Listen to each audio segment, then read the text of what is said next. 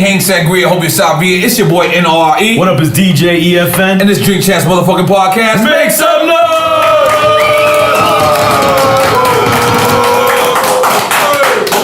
And when we started this podcast, EFN, we said that we want to give love to our legends. We want to give love to people that sometimes has been forgotten about, or sometimes, because when you get to a certain level, or you do so much things, people say, but that's, in hip hop, we gotta change that. We actually, Rolling Stones goes on tour right now. What's the nigga name? Mick Jagger? Them niggas, they go on tour right now. Why is hip hop not celebrated in the same exact way? The older you get, and then you know what the crazy shit is? The older you get, they accept you more in Europe. Right. Like in Europe. More appreciation for the culture. But this is the birthplace of hip hop. So right now, I am so privileged. I'm so happy to big up two brothers that I want to put in the Hip Hop Hall of Fame, me personally. Because I feel like hip hop needs a Hall of Fame. Fuck this rock and roll Hall of Fame bullshit. We ain't rock and roll. We gotta relax. Even though it is actually like a big up to be in a rock and roll Hall of Fame. We can do our own thing. Yeah. But we should, Russell, holla at me, Russell, because I feel like we should do a hip hop Hall of Fame. And if the hip hop Hall of Fame was to happen, these two brothers that's right here from the Bronx, because I'm a half a Bronx guy. I know the world don't know that. But we're gonna establish that today. These two brothers, Chi Ali, first off, the first child star in hip hop, period. I seen this man come up. I thought he was Puerto Rican in my mind. You got good hair. I don't know why. You got good hair, my nigga. I don't know. You definitely mixed somewhere. We're gonna get to that. And then this other brother that's standing right beside me, to the right of me, I seen his hunger. I seen his struggle. I seen him battle an artist on the street. Then I seen him have an unfortunate situation. He never complained about it. And that's one of the most beautifulest things, is that you could have complained about it and you could have been like, fuck that rap, fuck. You could have been bitter, but you didn't. And you know what? Chi Ali and Mysonne, is nothing else I would love to do is to big y'all brothers up. Right now, N.O.R.E, Drink Champs, DJ EFN, motherfucker Mysonne. Now, Mice, I gotta go straight to you because I don't want to say controversy, but I want to say that it was been a recent interview, right? A brother says something, and you rebutted that statement, but the most beautifulest thing about what you did was you never hated. You just was honest. And you spoke your opinion. And real niggas worldwide text each other and say, you see Mice? I don't know if you got the text, but I got the text. I got a few. You got a couple. And I got the text. So what I want to ask you is, what made you take that stand? Because you don't even have to do that. It just, like you said, man, real niggas worldwide. I think, like, people keep saying real niggas is back. And like we was having a conversation, like we never really went nowhere. We never left. But the problem is that most of us are silent. We just don't even see the need to check shit that we know is fake. Because we don't realize that the rest of the world don't know it's fake. You're right. Because they've been fed fake shit so long that it almost seems real. It's real. Yeah. So me watching this, and then actually you reading comments and people like, yo, this is the realest shit. Yo, and I'm reading this and I'm like, how could this, like, what is real about this to y'all? Like, somewhere along the way, there's been some type of, the translation got fucked up for what real is. Translation. Yeah, the real translation is fucked up. So I felt like being... Hold on, I apologize for stopping you, but was that a real champagne nigga shit right there? Not a spill, my nigga. Not even suck. I even see it suck. And then look at the grip. that you know I've been to Paris. Come on. No experience. Yo, but can I continue, Mike? I'm so sorry. No, I just had to big myself up for a second. Because I thought it was. I thought it was gonna do that. No, we needed that. But go ahead, continue. Look there, Mike. Yeah. It's called Piscine. Piscine. You gotta learn this in Paris. In Paris. Oh, you can't bring hood niggas nowhere. They take it back. We got one bottle. Listen to you got to do as the room. But continue, Mike. Because you know what the most important part about it was, Mike? Was I looked in your eyes. I looked in your face. And I looked at every time you spoke. And it was not hate. No. This was not hate. But that's the new word for you just expressing some shit when you go against the status quo. Disagreeing. Yeah, when you disagree, They say you hate. Like, it's just the dumbest shit in the world. Mm-hmm. I ask people, like, oh, you hating. And I'm like, okay, so what are you doing when you commenting on what I'm saying? Mm-hmm. You have an opinion about what I say, and you have the right to express that. Mm-hmm. I don't think you hating. You got your opinion. You don't even know me, never seen me a day in your life, but something I said made you feel like you needed to respond. So why you feel some way about me feeling the same way you felt?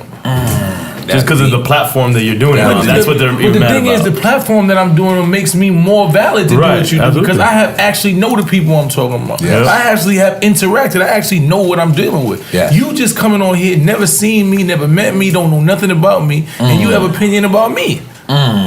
You understand what I'm saying? So that's just it's a smoke screen. Yeah. You understand what I'm saying? People don't want to be checked on shit, so it becomes you hating.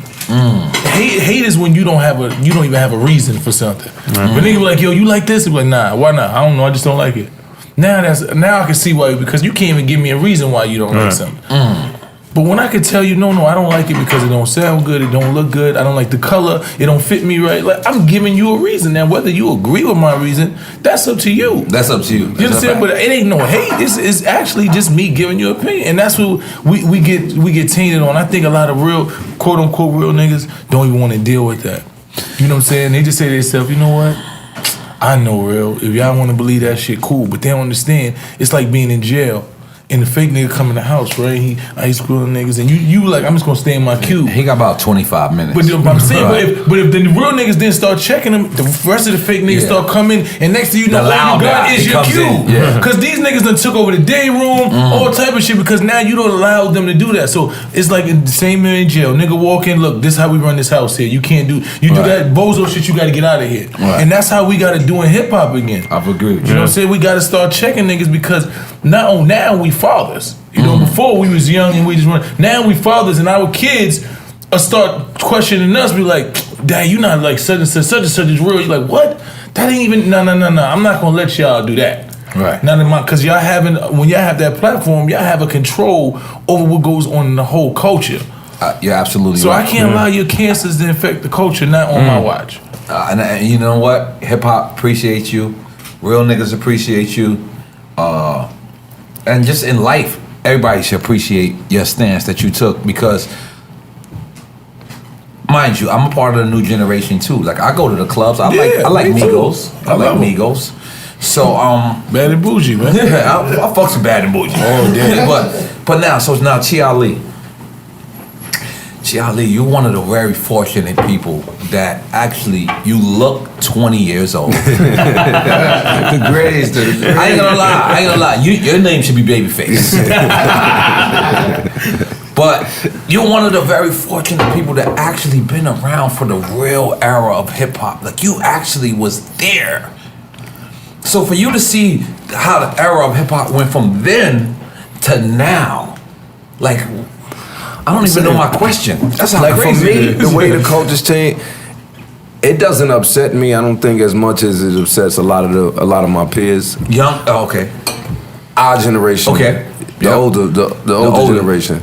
And for me, a lot of it is because I got kids, so it's just like I'm entwined with the new sound. But a lot of it is, when we was young and I was listening to Run and the Fat Boys, like, my pops would buy it for me, but sometimes it was cut that shit down, and sometimes I know he didn't think 30, 40 years later, this was what it was gonna be. Right, because they all say hip hop is a fad. Yeah, it's a fad. Right. Oh, that's not music, they sampling. Right. We sound like them now. Damn. You know what I'm saying? We sound like them niggas. This shit ain't hip hop, you know. It's just a new sound. That's why I listen to They Migos. kids. They the kids. You know what I'm saying? Think about it, like Mike said. My son 18, my daughter 18. God bless. Like, you know what I'm saying? They was popping now. So some of the shit they do, we gonna see and be like, all right, and some we gonna be like, these fucking kids is But bugged out. that was kind of like how it was back then, because I mean, like when people say that the era was golden or it was classic, a lot of times people don't actually focus on the fact that it was whack music then. Yeah. Everything wasn't dope. Everybody wasn't getting played. Everybody was dope in the But the thing 90s. I don't like, and what you addressed to when you first started speaking, was that the new generation, a lot of them, not that they don't pay homage, but it's like they don't even know. Like They don't know. Like how you not? This is your field. Like if I'm a baseball player, I'm gonna know something about Jackie Robinson, Don Mattingly, Dave Winfield. You know what I'm saying? Yep. Whatever your field. Ricky Henderson. Yeah, come on. Yeah. Like But that's our generation's fault. Yeah, we dropped the ball. Like what you're saying, we dropped the ball. No, it is our generation. We didn't tell them this is the way you got to go about it. You know what I'm saying? And it's crazy because, like you said, the Rolling Stones, they could still do shows, but our forefathers they washed up. Right. Yeah. You know what I mean? And that's whack. That's why whack. Wayne Mice did a show when he did the joint at BB King's and Kool Herc was there. Like, like I brought Wait, Kool Herc came out? Kool Herc came out, and I was like, yo, I brought him out. Right. Because that's Kool Herc. Yeah. It's fucking cool. Like that's Kool That's Herc. hip-hop. You know what I'm saying? We Like, wouldn't be here if it wasn't I don't Kool Herc. understand All how of us. Kool Herc ain't got $1 million or at least $500,000 in his bank account. Like I wish I had it to be like here. You know what I'm saying? But some of our leaders in hip hop got it, man. Yeah. We got to make sure some of our brothers is alright, man. I got their numbers. And we talk for about real, that, man. creating a union or a SAG or what something the like craziest that. Like that's thing is? bad. Like And he's I'm so fucked sorry. up, homie, and Listen, I love the brother, man. And I'm But so that's not sorry good, to bro. bring this up, but since me and my partner DJ EFN started this podcast, we wanted to start something called a hip hop union, which means if Mysonne had that same case back then, and we look at Mice and say, Mice said he ain't do it. There's somebody in place to pay for your lawyer, pay for your case, pay for everything, right? So I did all of it. Ali's not here. Okay, I'm keeping it 100% real right now, okay? Can you put that over there? It was gazelle frames. Right? So, the other day, right, my wife, I love this woman, we went to Malibu, right? The first time I ever rented a house myself. Every time I ever rented a house, it was always been Def Jam, Tommy Boy. It never was me. So when I rented this house, I walked outside the house because we had ordered the car service and it said it would be 20 minutes. So I came downstairs because I had like 4 blunts. And I was like, I gotta smoke these, right? So I smoked them and the driver came up in 2 minutes. And when he came up, I said, yo, like, I looked at the shit, it's supposed to be 20 minutes. He said to me, oh no, I just dropped off, picked up, or saw somebody in the rehab in Malibu, right? So when he said that, you know, naturally I'm smoking, so I wanted to walk away from him because I didn't want to be disrespectful and be getting high. I don't know if he's a recovering whatever, but he said, so to bring back my point that I'm trying to tell you was the other day, DMX, my brother, I love that nigga. He's always been there for me. He never lied to me. When people seen him on the Barclays stage and people seen his rants, people judged him without wanting it to help. Mm-hmm. I immediately wanted to help. So I said, I wanted to, but if I do it or I step in, he's gonna spit at me. I know this nigga. Mm-hmm. Yo, what N.O.R.E? What the fuck? Who the fuck you think you are? That's what he's gonna do. But if we had a hip hop union in place where we sit back and we say, okay, the dog don't look great. Release the bread. Absolutely. And the reason why I bring it up is, and I don't want to blow it up, but he's actually in Malibu right now. That's where he's at. But the problem problem was I didn't have a position to step up. I didn't have a position to step up and say whatever. Because if it was just me, I'm gonna be honest with you, they would have all said, fuck you, N.O.R.E. No, they would have loved the actual fact that I stepped up. But then they would have said, who the fuck does he think he is? Do y'all agree that we need a hip hop union? I definitely think so. Yes. And especially like with brothers like Kool Herc, the real forefathers, the real forefathers more so because the money wasn't there. It was not. So it wasn't like they had it and blew it and ran through it. They was getting jerked. It wasn't there, and then what was there, they was booking them. You know what I mean? So you gotta tell the people what booking means. They was robbing them. That's some New York slang. I ain't gonna lie. I was like, you booking them for something? I looked at my partner. I looked at EFN. He said, huh? He looked at booking them. He's like, oh, word? They was buying their shows?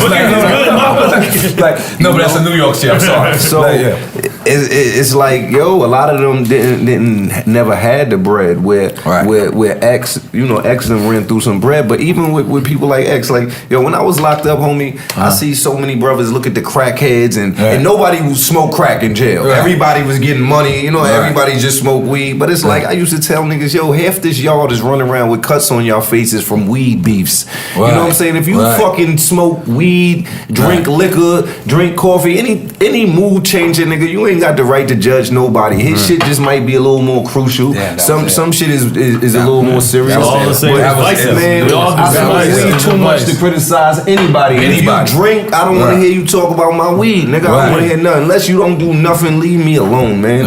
And just we got, like you said, we got to help the brother. No, you know what the thing is? The thing is, hip hop has to start accepting our responsibility. We gotta grow up. We gotta grow up. It's too much money being made in hip hop till you still just be have no responsibility. Yo, we supposed to, hip hop alone could finance all our communities, like the whole black movement.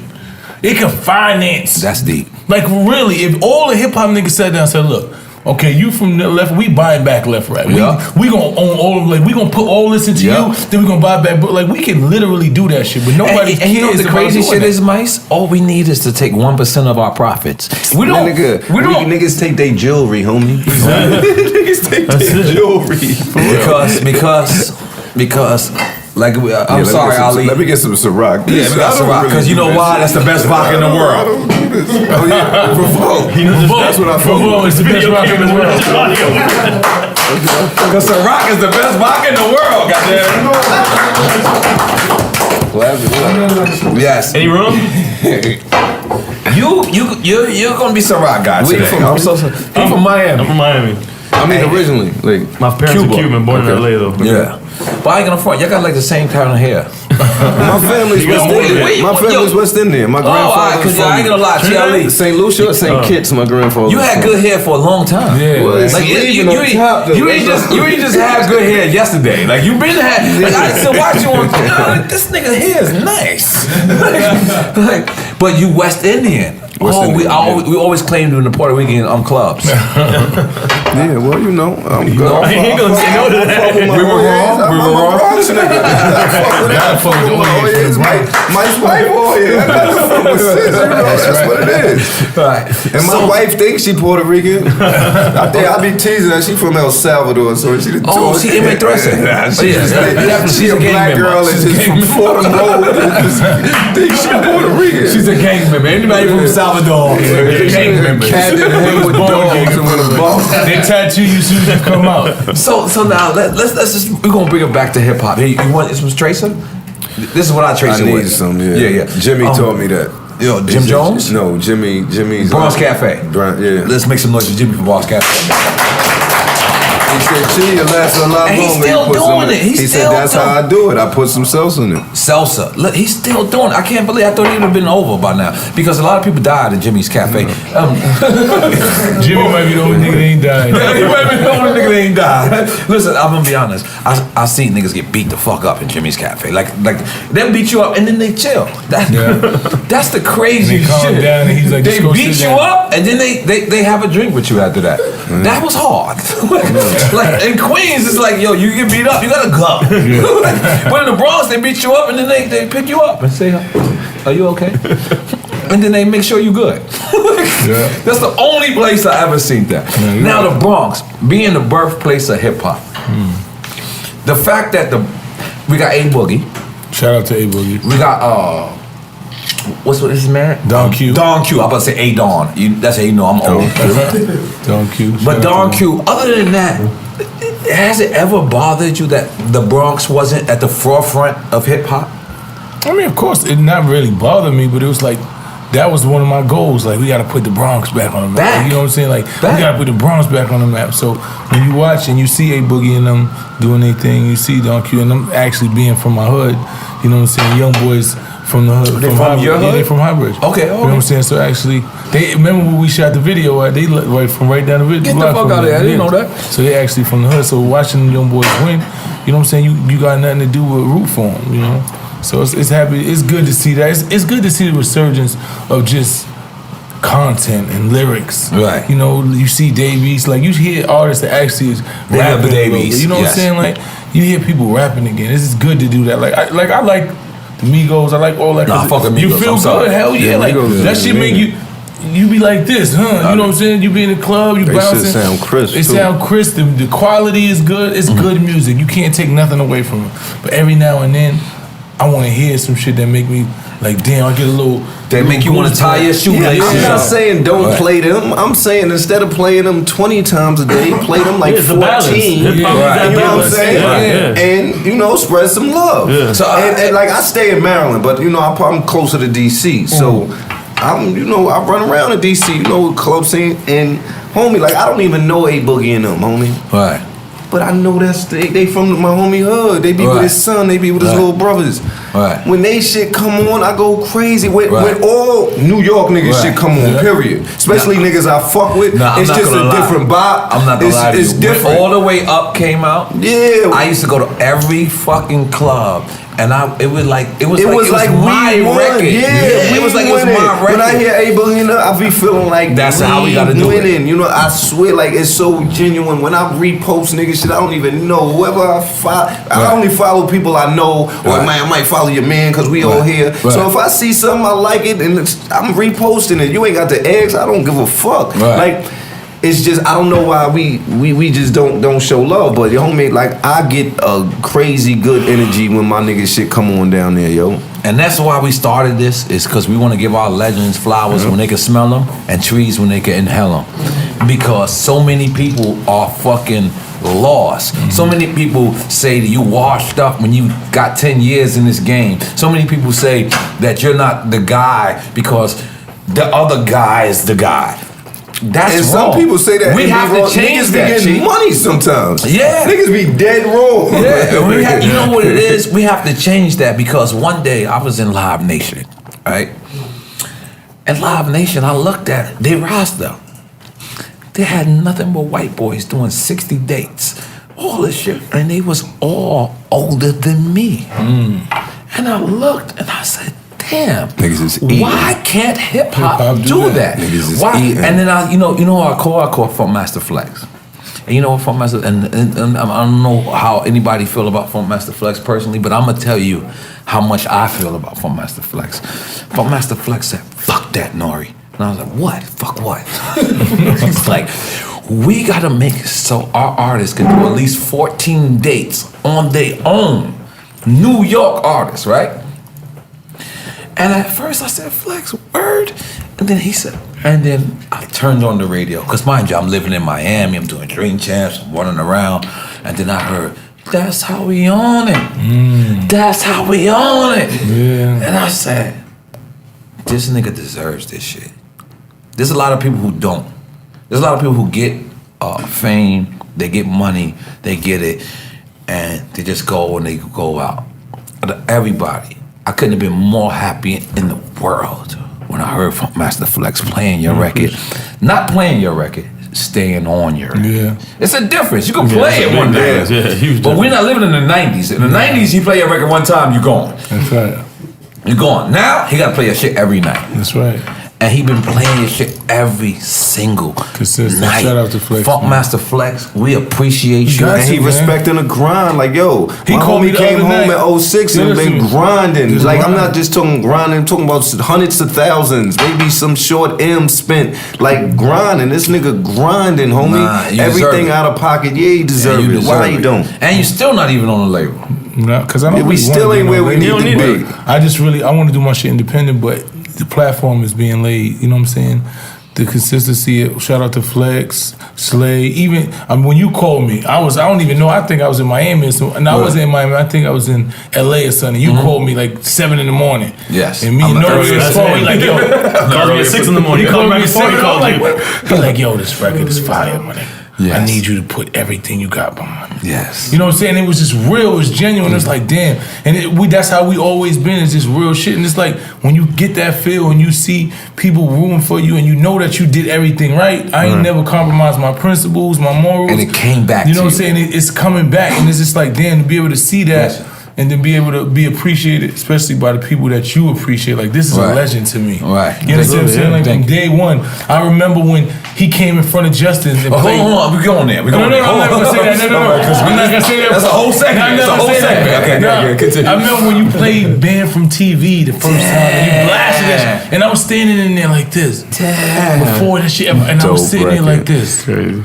Yo, this is classic. He was like, listen. And he was That like, shit just sound yo, my nigga, when he monumental. played that shit out his truck and he just blasted, we sitting right in front of him and he blasted that shit. I was just in awe. Just looking at him like, damn, man. And then to see where that shit went Nigga was after like, that. I need to get on this. I was sweating. I was like, damn. I was like, damn, I want to get on it. He said, yo, it's too late. We got this and that. I was like, damn, man. If only I could get a verse of that. You know what I'm saying? So to be in the presence and be respected by the people that you love and respect, and then and I tell people all the time, the artists that I love is because when you listen to their music, you feel like you know them. Right. Yes. And when you listen to N.O.R.E. music, you really know him. Nah, it's true. You know what I'm saying? Like, it ain't no bullshit. It ain't, yo, this is just some song I made. This is N.O.R.E., my nigga. Right. Like, so when you meet him and you listen, you're like, this is the exact, and that's what used to be for me. You know what I'm saying? Some people can separate the music from the artist. I'm not able to do that. Because once you don't fit what you talking, you're smart. I'm turned off. It was authenticity. It's not authenticity. So this is a legend. This is one of my favorite artists of all times. When that nigga said, I don't even smoke like that, I sell Yeah, I don't even drink like that. I don't even drink like that, I sell And look, crack. It's And definitely yo, different. when he said that, yo, my nigga, who says that in a rhyme? You understand what I'm saying? Like, he said sometimes I just chill, like my nigga, those songs, I was up north listening to them shits and got me through my bed, like, you understand what I'm saying? And then knowing, And you met me. and then I met him. You and he was met in the me. Bronx, Yeah, like, yeah. he was, like, this was... I'm a Bronx nigga. You know what I'm saying? I'm a Bronx nigga. I'm sorry. Bronx people, I'm so sorry I didn't claim y'all earlier. You know what I'm saying? Okay. So when you able to get love and respect from the people you respect, that's what you do it for. The rest of this shit don't even matter. But that's how we own And yo, it. that's when you never need security, nothing. we don't when you need that. live, how you know what I mean? Just keep it to We don't need. And you know what the crazy thing is Chi Ali. I'm gonna bring it back. I'll come back to that's how we own it. But Chi Ali, you are not only one of the first child rappers. You're actually the first gangsta rapper for real. Like for real though. Like for real. Like you had a lot. Really. I'm sorry. but the Philly boys, OC and them, No, they definitely robbed the bank. They robbed the bank before you. They definitely robbed the bank before you. But I mean, identify as New York artists because at one point we came from living our lyrics. And you was one of them guys that actually lived your lyrics. I seen your Vlad the girls though. No, but I seen your Vlad TV interview where you actually explain how it happened. But the thing about it is, what people don't understand is you really went through it. Like they look at this interview and they thinking like you're saying it because you just went. But this was some real shit. It was real shit, but no, yo, on some real shit. It was your that shit girl's brother, right? Yeah, my daughter's uncle. God bless. You know, for sure. God bless, rest in peace. Okay. But yo, you know what killed me, homie? Is that they and I'm not trying to downplay because I took a man's life. I take full responsibility. I can't, turn back the hands of time. And that's, to me, that's the worst thing you could do. Because even if you rape somebody, as much as we shun that, I still have my daughter. Right. Where if she's gone, she's gone. God, you know what I'm saying? So I took somebody's life. I used to watch his son. You know what I'm saying? So. And that, pardon me for cutting you off, but that was the most interesting part about it was when Vlad was talking to you, and we all love Vlad. I love Vlad too, but he's kind of like the police, right? What I mean? No, he's trying to get the answers. Like he's really trying to get the answers. Like he's gonna ask you some shit that can get you incriminated, but it's up to you. It's up to you. It's up to you, and that was one of the most honorable things of me watching it. It was like you was not proud of it. You just was like, yo, there's something that happened. But you know what? Let me just say before you finish. That's what I'm talking about. That's the difference from a real nigga. You understand what I'm saying? We ain't proud of this shit. This is one of my best friends since we was kids. Wow. You understand what I'm saying? Wow. So we've been through just about everything. Like I know everything about what was going on at that time. I know everything he was dealing with. And and we always been authentic. So watch my man and knowing everything around me, like having X and Pistol Pete and these niggas around, and knowing that these was the biggest gangsters we ever knew in our life. That's right. And when they have conversations with you, they not glorifying They that. don't glorify. Yeah, we talk about the bitches.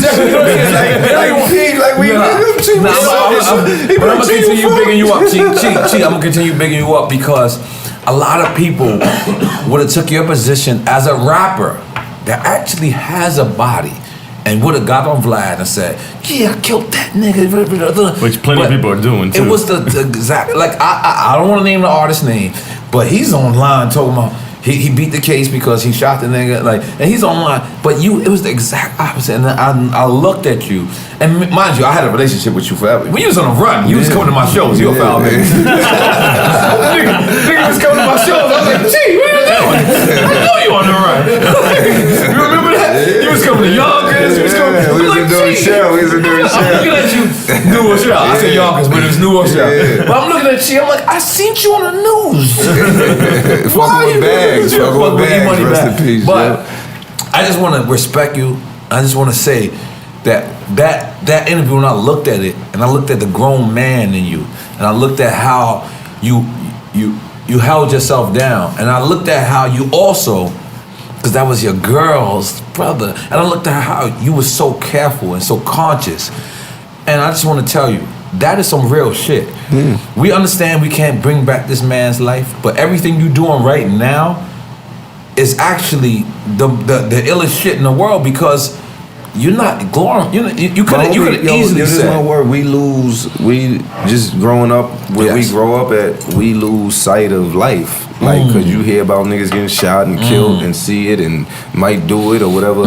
So, but when you think about it, like even the dead nigga, he got kids, mother love him, and at the end of the day, it's 15 years later, 20 years later for me now. Yeah, and it's like, what? Think about the biggest beef you had 20 years ago. Right. Was that worth it that you was ready to tear shit up for? Worth it. And now you look at it like that was some silly shit. Dumb you know shit. what I'm saying? Yep. Rarely is it a case that's really worth it when you come talking about a whole bunch of years. And at the end of the day, it was regular shit. Like that, like not. It was regular shit. I look at it like, all right, like I know mice ain't pussy, but we hung with niggas that. So I'm looking at it like, man, it was regular everyday shit, not to be glorified. Like that's what happens. That's shit that go on, man. But now I need you to describe the situation, because my partner, not EFN, Capone, he's standing over there, right? Me and him was in jail together, right? We was in DFY, right? Then we came home, and he caught a case. So I could never really relate to his case because he actually was famous. When we was in jail together, I was not famous. Right. Then he caught a case, and then he went up north, right? But I could never relate because he was Capone now. Right, he was popping. Like he was not Capone when we met each other. Yeah.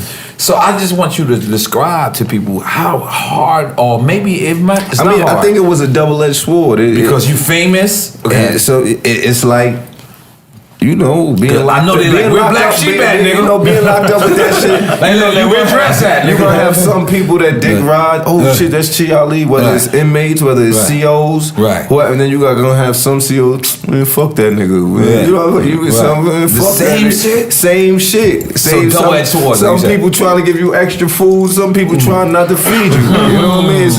It just everybody different. Right. I just took it in stride, but what I found, especially when I was at Sing Sing, because when I got to Sing Sing, it was a large population of black police. So, and then most of them is from the city. So, it just so happens I'm in my mid-30s, so a lot of them is around the same age group. Your mid-20s. So they knew who a motherfucker was. So it was ill that even the motherfuckers that hated, like the dickhead niggas, a nigga was so laid back with it. Right. That even the dickhead niggas after a while had to be like another police would be like, man, come on, man, stop, man, come on, man, you bugging, like that nigga chilling, man, what the fuck, like, so I just be me, man, and let everybody be them, and everything gonna happen the way it's supposed to happen. I've never been pussy and don't plan on being. I never heard Chi Ali. But we not here for that. We not here for that. We here to get some money and bring the peace. The same question because, again, my partner, one of my best friends, and both of these guys are my best friends. They both scumbags. But says the scumbag. Says the scumbag, right? But again, I can't relate to being famous and being in jail. Like I was famous in jail for 3 days. That's it. And I was calling a lot. I was calling a lot. Who is the lawyer? Right? But you actually have some fame, right? And then what was it? Is a robbery? Yeah. All right. So can you just take us from there? You had a robbery charge. I had a robbery charge. And we heard you say that you didn't do it. Definitely did. I definitely believe you. All the way fact. I really believe you. Like I mean, if I did, it ain't no need to lie about it. I did 7 to 14 years. So if I did it, I'd be like, yeah, I did it. I shouldn't have did it. You know, it was. And have you ever been in jail prior to that or no? Nah, you know, I did a couple of days. All right, so now you cop out. I didn't cop out. I blew trial. You blew trial. Yeah. Wow, we didn't know that. Okay, so you blew trial, and now you go upstate. Now is this? People know this is Mysonne? Of course. So can you describe that to the listener? For me, it was just unreal. You know what I'm saying? Like you young, you 21 years old, you sit in jail for you signed to Violator. $1 million deal. I know your budget, nigga. Yeah, you know what I'm saying? I know your budget, nigga. I remember it. I remember it. Folks told that, man. Yeah, I was watching. Yeah, so I helped him. Fuck that. I had to watch. Because you know what? You got it popping. You got the ball rolling. And then we're going to go to the Shine story. But so yeah. So you know you going up north and you sitting first you on the island for a couple of months and you think you coming home and you figure and you know as soon as you, but I blew trial and then went to the island. Like I wasn't in jail fighting my case. Oh, wow. I was home fighting my case. Wow. So I was, you know what I'm saying, I was fighting from the outside. You just thinking this shit ain't gonna happen. Like I ain't do it. I ain't going to jail. You know what I'm saying? Then you start realizing how dirty the system is. You know what I'm saying? How a bunch of shit just don't. Unless you got to be really serious about what you're doing. You know what I'm saying? You can't take for granted that you're in it so you go home. That's not a reality, especially from our communities. You know what I'm saying? It's just completely different. So when you sitting in there and you like, damn, I just blew trial. And you don't even know, when I was on the island, I didn't even know what I was getting sentenced to. But what if you were the blue, what you did, God bless, but because they always tell you, they say you would take this plea, or you can take it to trial. Actually, they offered me a year. Yeah. Well, in hindsight, you sit there and be like, but you got to realize you didn't do it. Exactly. You're not doing it. Your whole life you been fucked up. You been popping now. Yeah, nigga, this shit is popping. The year seemed like it took you the fuck out. A year seemed like 3 You know what I'm saying? that wasn't even a conversation. And when you didn't do it, man, that's even more so, man. Nah, I'm gonna be honest. I knew you, and I knew you didn't do it. Yeah. Like I ain't gonna lie. I knew you did a lot of other shit because I could see it in your eyes. Did I go there? I went there. But I was like, yo, all right, now I'm gonna describe me meeting Mysonne, right? Justice is my shit. That was everybody's shit. Hell yeah. It was my shit. Like, I ain't gonna lie. I hated Puff Daddy. You can keep this and we're not editing this. Nah, he did. No, I hated Puff Daddy. Like, I hated what he represented at the time because me and Capone was army suit, camouflage niggas, and these guys got on shiny suits. So I just hated what he represented at the time, but I loved his fried chicken. He made some great fried chicken. So I used to go to Justin's all the time, right? So it was this rumor of this new artist. He's supposed to be the new Biggie Smalls, right? Am I correct? You can stop me. You're 100% correct. It was. You gonna tell the story better than I do. I'm definitely gonna tell it better because I'll practice it. I practice it. I can tell you ain't practiced. I watched you in the Breakfast Club. I said, Mike, she ain't practiced. Right? But there was this new artist. His name was Shine. So Shine was supposed to be the new Biggie Smalls, whatever, but nobody knew how he looked. Yeah, it was just on the mixtapes and shit. No, nobody knew how he looked. So we heard like I think he did like a couple bars. Yeah, but so we felt like he was heavy. But when we seen him, I was like, yeah. No disrespect, but I seen him. He didn't look like Biggie. He didn't look like Big. So it was a thrown off. So we outside and Puff goes. I'm about to say text, but I know it wasn't a text. But he said, "Yo, go outside and say hi to my new artist." So I go outside, say what's up to him. The nigga was like, "Yo," you know, because Shine is a smooth nigga. So he was like, "Yo, I like your shit." I'm looking at this nigga. I said, "Are you Shine?" He goes, "Yes, I'm Shine." I'm like, I'm throwing off. Not I'm disappointed. I wasn't disappointed. It just I thought he was gonna be a heavy person. Yeah. Like I thought he was gonna be fat. So I'm like, all right, cool, boom. And I don't know what happens, right? I text Chris Lighty. Was Chris there? No, Mike Lighty. Mike Lighty was there. So I text Mike. Mike comes. And Mike is like, "Yo, what's up? You need me to pay for the bill?" Because that was my style back then. I would just run up some shit and be like, "Yeah, y'all niggas take care of it." But now I'm gonna describe this scene. So for some reason, Shine starts rhyming, and he goes, he kicking his shit. So I rhymed. Tone, your man Tone came. Tone pulled up and was like, in my mind, I felt like he pushed you, like. No, what happened was this. It was either Tone was outside, right, and I think it was either Matt Middleton or Ed Wood. Yes, right, the lawyer. Those were my lawyer. So they came and was like, "Yo, they outside." Shine and N.O.R.E. outside. Tone didn't really want me to do it. Tone was like, "Nah, Mice." And I'm like, "Man, you crazy? This the $1 million nigga? I'ma kill him." So he brought me out there. So Tone's just sitting there looking. Wait. Time out. That's the part I didn't know. Come on. And you gotta relax. You gotta relax. So this is the part that I didn't know.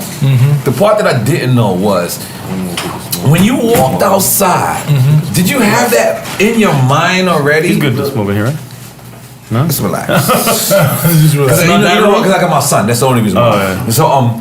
So that's the part I didn't know is that because mind you, I think I met you like 2 minutes or 12 minutes before that, and we chilled. But then you came, and then that part I needed that part. You needed that the part. $1 million nigga. Because remember in the industry it was running everywhere. rapid. He got $1 million in publishing and $1 million on the deal. We had never heard of this in the industry. Yeah, the Shine. We had never heard of this. Everybody was expecting him to be. Oh, it was supposed to be the craziest shit in the world. So Mice comes outside and he's chilling and he's watching us rhyme. And I rhymed, and for some reason, I feel like I never got this part of the story correct. I felt like you looked at me and said, "Relax." It's like in my mind, your eyes said, "Chill, you on already." Am I correct? No, it was that look. Because you looked at me like, I'm nigga, hungry. I know you know Bronx niggas. You a Bronx nigga kind of too. You gotta relax, right? And then I swear to God, because I had never heard you rhyme. And I ain't gonna lie, I might be wrong, but I feel like you said something in my palm, and then I got my left arm, and you said, I said all types of shit. I ain't gonna lie. I can't even tell you what I said that. I ain't gonna lie. I was like, oh my God. And Shine, he respectfully bowed out. Am I correct? No, he did. He was after about 2 rounds. It just was like I felt like he did 2.5. Probably 2.5. Because after the half of the round, he was just like, it's over. And then I got texts, and people was like, "You let my artist die on the streets?" And Shine had hit me after that and said, "Puff told me I can't rhyme on the street no more." Now he told me that too. Me and Shine. That's my man. Now we fell out with Shine. Listen, that's my man. Yeah, we fell out after that. Shine is my. We was in Clinton together. That's my. That's nigga. my That's nigga. my nigga. But right after that, we had fell out because prior to that. Because I felt like you kind of fucked up his deal a little bit. It was a lot because he came to me and he told me the same thing. That Puff was like, he don't want me to run, and that's when him and Puff started going sour after that situation. Yeah. You know what I'm saying? He came to me. We was in the studio together. You know, because him and Nigel was cool, so Nigel used to always have me around him. And I think like right after that, we almost got into a fight. It was like a big thing. His man, Shine? One of his little mans. We got into it at Puff House, I think. Yeah, we was in the Puff House at the in the Hamptons. Yeah, Puff had a party in the Hamptons, and we came out there. And it was probably like a couple of weeks after that. So I see Sean, I give him a pound, and one of his men like, "Fuck that nigga, he giving you fake love." And he said it out loud? Loud, like nigga was he was about 5'2". I'm like, what? Who are you talking to? Like, what are you talking about? He like, fuck that, you running around, talking about niggas running around saying you killed my man, fuck that, whatever. I'm like, what? No, it was me who was running around. Yeah, and I'm like, what are you talking about? It was me. I'm sorry. Listen, you got beef for me? Yeah, I'm like, listen, we're not gonna do this. I had the biggest mouth in the South. I'm gonna be honest. Let me tell you something. Shine had the biggest buzz at this time. He had the biggest buzz. So for me to just meet this nigga and this nigga tear him up, I ain't gonna lie, I told everybody. It was me. It was me. I'm gonna be honest. Yo, when you put that around, I said. What did I say? You said I'm the one who gassed the battle with Sean in my son. I did. Cause I ain't gonna lie. Like again, I'm gonna reiterate this whole situation, right? I'm a hood nigga.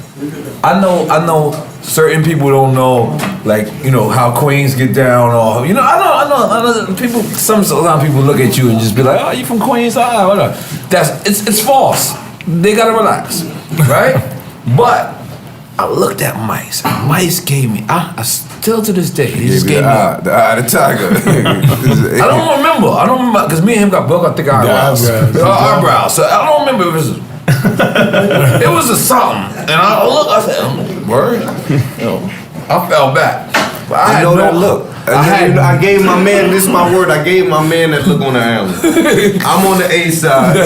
Tell him with about 14 blood niggas. I fuck with them. I smoke weed. My man's on the other side. These my niggas though. My nigga Pooch, Brooklyn nigga Pooch. He gets into one of the niggas stepped on it, broke his Cartiers on the visit. He hit some. He had Cartiers on the island? Yeah. Let's big him up. What's his name? Pooch. Albany Project. My nigga Glock. Pooch, aka Glock. He went down, I think, for the Stephon Marbury thing. But anyway, whatever happened, Pooch popped on the bed. So the nigga, all the bloods is on my side. So they gonna pop on the nigga. So I'm like, damn. They like, yo, Chi, man. I'm like, I'm trying to. And you gave him the eyes. I'm trying to resolve the situation, but I already see the thing. The boy done swung on the nigga, right? So the thing done went too far. So I went to that gate and I gave him the eye, like, man, this thing ain't good. Like, I can't. That's what Mice gave me. Yo, Mice gave me the eye, and it was like, I said, I gotta relax, because it was like whatever he did was like, nigga, you on? Why you wanna rhyme with us? And I sat back. And I said, damn, we had a whole conversation just right here. Just me and Steve. And I looked and I said, damn. And yo, boy, I did not know what you was gonna do though. In all due respect, I thought you was okay. But then you rhymed, and I realized you might have stopped the whole block. I think even the police started clapping. I think the police was on the corner like that. Nigga killed out there too. Clue was there. It was No, it was so legendary. That was a legendary hip hop moment. It was. Do you realize how legendary that was? I mean, when I hear what you said, like in my mind it was, because you don't want to over push yourself, because I'm like, damn, this shit was big. Right. I seen it from my perspective. I'm like, damn, like this was, the industry was there. N.O.R.E, one of my favorite artists, is there. Everybody's there, and I just did some shit that's probably gonna go down, or I'm thinking it's that big. That's what got you your deal. Exactly. No. So after, Violator signed him right there. The next day, Violator was like, Jermaine Dupri flew me to Atlanta. We had like 10 meetings in like 3 days. This is the reason why I know, because I invited Mike Lightly, and then they cut me out the deal immediately. Like, what happened? I was up already, but I was like, damn, y'all ain't gonna give me 1%? Like something? I told you to come here, and that nigga. But listen, in all due respect, I never seen somebody be that, like, battle rap. When I think of battle rap, I don't think of Smack DVD. I think of what you did that night. That night, you looked at that man in his face. You didn't disrespect him, but you disrespected him in another way. Because you looked at his flaws and you just made it, and you just kept hitting him with punchlines, and then he kept rhyming not against you, which was wrong. Yeah. Like, you took it personal. Oh yeah. You directed every bar towards this motherfucker, and then this nigga kept kicking rhymes that had nothing to do with Mice. And Mice, he took advantage of it. I mean, he was a man. You got to keep swinging as a man. He took advantage of it. I respect that, you know what I mean? But I think Sean was an artist. He was an artist who's had kind of a gimmick around him. You know what I'm saying? Not a gimmick, but you know the whole Biggie. He sounded like Biggie. It was set up that way. He sounded the bad boy. He sounded like Biggie. Yeah. But he official nigga. I fucks with Sean. That's my nigga. But what I'm saying is, I fucks with him too.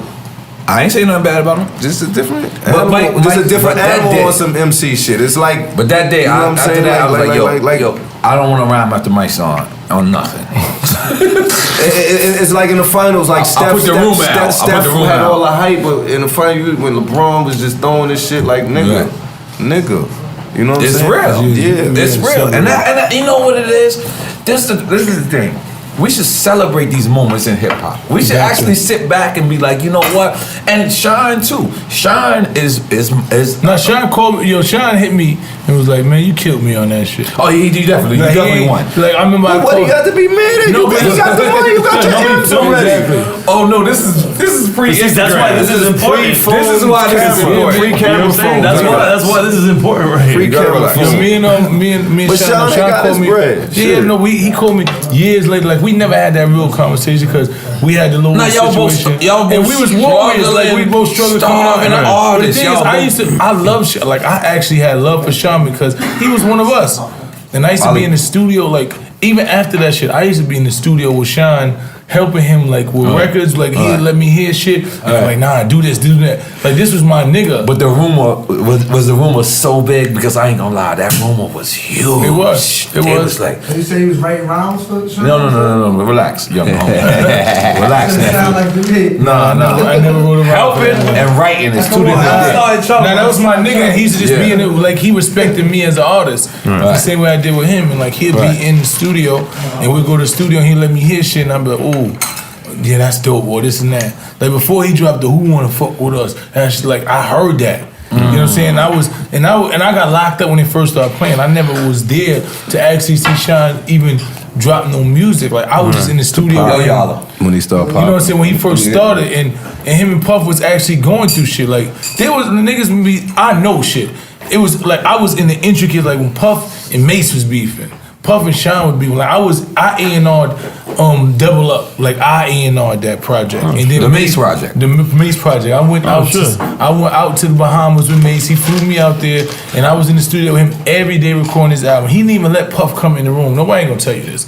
But then afterwards, Puff came and listened to it and was like, he threw his little spin on it and he pushed me out of it because I was a young nigga coming up in the game. He like, you know what I'm saying? I hear you got your mans with you, but you know, this is my project. Did he tell you use your mans in them? Yeah, he said you brought your mans in them. Yeah, I'm cool. You know what I'm saying? You was the mans? He's like, yo, you your mans in them, and them is cool. You know what I'm saying? And me and Puff had our shit, like, you know what I'm saying? Like we ain't editing either. No, this is real shit. Like me and Puff grown, like, cause there was I was me and he was him. Right. And I wasn't relinquishing who I was. I don't give a fuck how much money you got. I don't care about bad boy shit. I'm me. Right. You know what I'm saying? I'm here with my man. I'm with him. So if he ain't with you, then I'm not with you. Right. And that's how my stance was with anything. Right. You know what I'm saying? So when he brought me in the studio with him and I'm listening to this and then Papa come in and listen, he was like, I don't really like that. And I'm like, that shit is dope, man. I don't know what he talking about. He was like, yo, you know how Puff is. He be like, yeah, you know what I'm saying? I know you got your mans and I'm with you. Right. But I just need me and you to talk. And I'm like, but I'm here. That's though. Exactly what he brought me here though. Yes. For a reason. He be like, yeah. And he be talking to Mace like, yo, Mace, listen. You know what I'm saying? I don't want to go through all this. You know what I'm saying? You got your...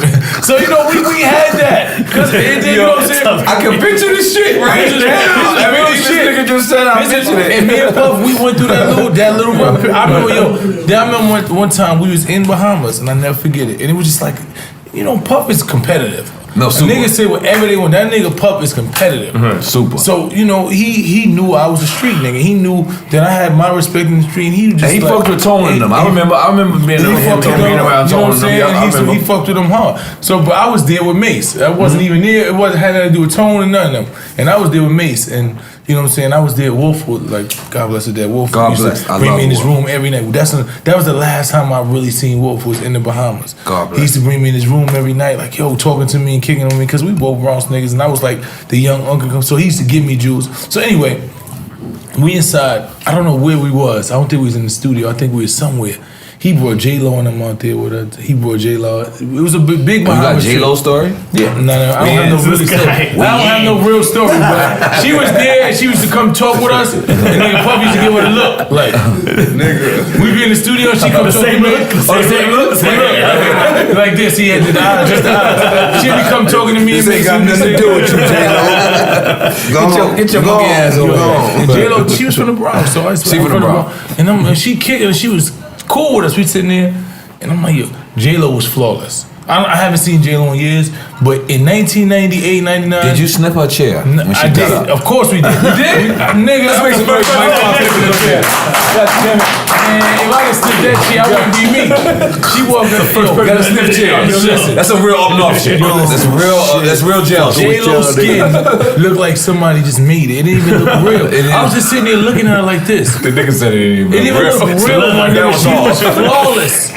So anyway, me and Puff was going, you know, we just this and that, and then I remember we was in the room or somewhere, I don't even know what it was. So we talking back and forth, I could do this and I do this. He's like, yeah, I know this and that. So I'm like, I don't know what he said to me, but somehow we started like wrestling somehow.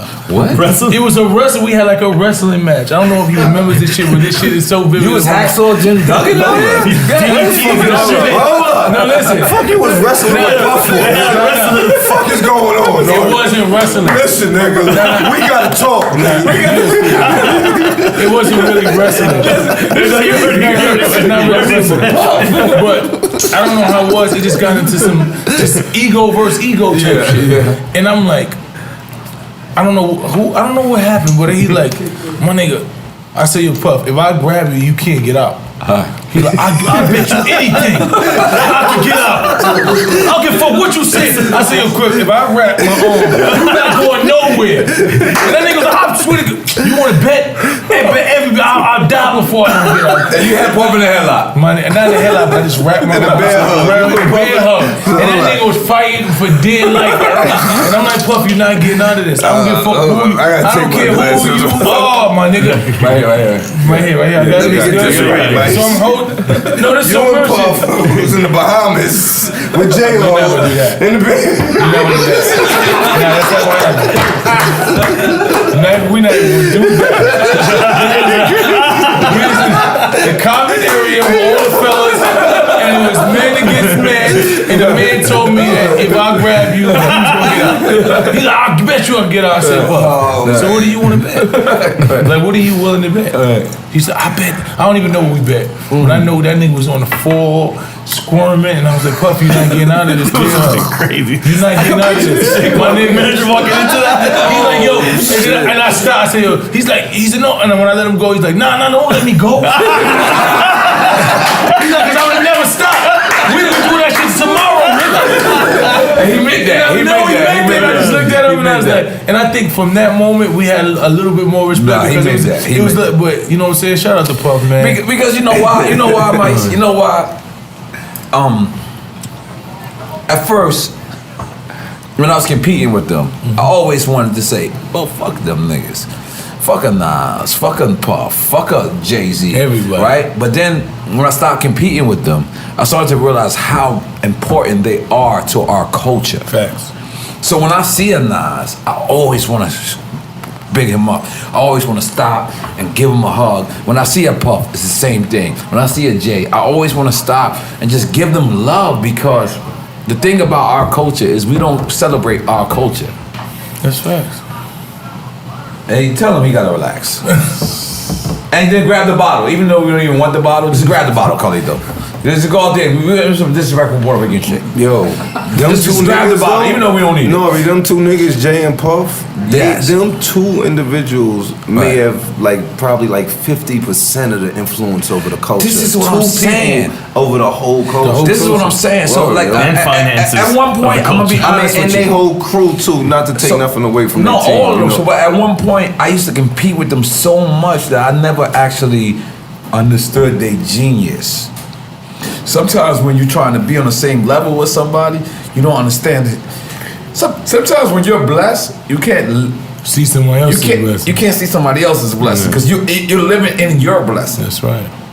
So when I came up and everything was, you know, percolating and popping, I started to realize that damn, all these years I fucked up, because I was trying to be the next Rockefeller. I was trying to be the next bad boy. I was trying to, and then when I really sit back and I said, damn, this whole time, Nas, I should have been bigging you up this whole time.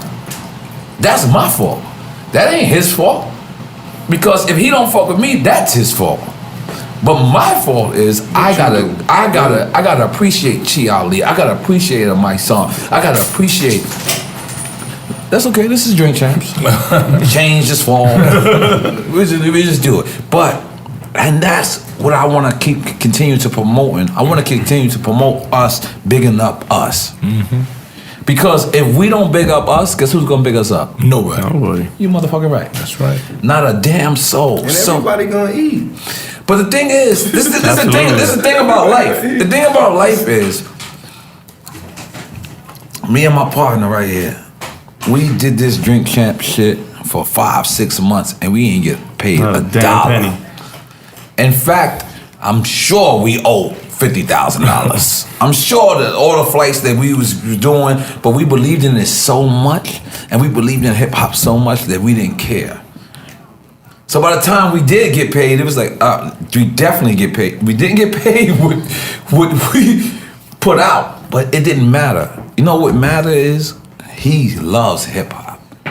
This nigga's a hip hop nigga. This nigga probably got your shit on vinyl. No, for sure. I do. I definitely have. He got your shit on vinyl. Nah, but that's dope. But that's the To see your DJ. grind pay That's off. the DJ. And I'm the artist. And the thing is, who better to represent our culture than the artist and the DJ? That's right. The artist and the fucking DJ. So the thing I'm trying to tell y'all is, if you never felt appreciated or you never felt like what you did for hip hop didn't matter, I'm gonna tell you today that it motherfucking did.